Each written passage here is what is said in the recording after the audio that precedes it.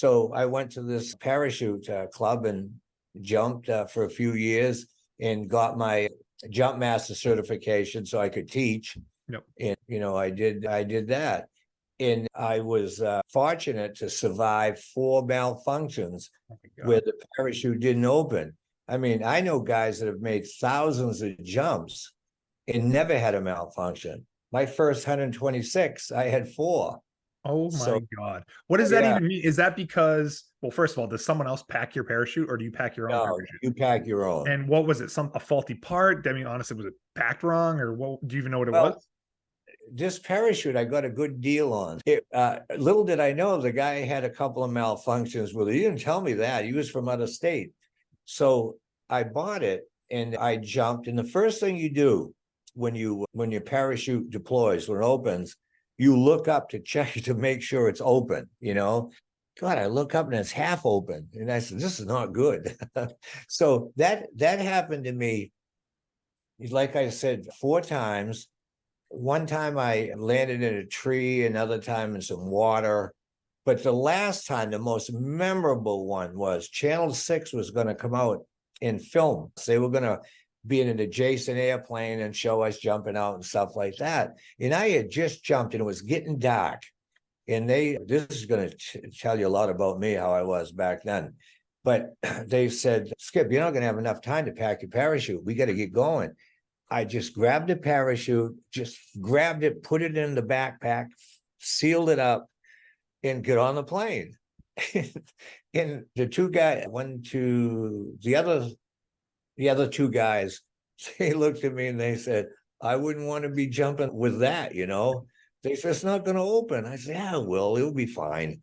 And I jumped and it didn't open. And I look up and, it's like quarter of the parachute is there. And when you're falling, you don't know, even with a half a parachute, you still think you're just floating down. Yeah. But when you go by somebody that's got their parachute open, fully deployed, you're going right by them and they're yelling, what's that? What do you call it? I'm trying to think. Cut away, cut away.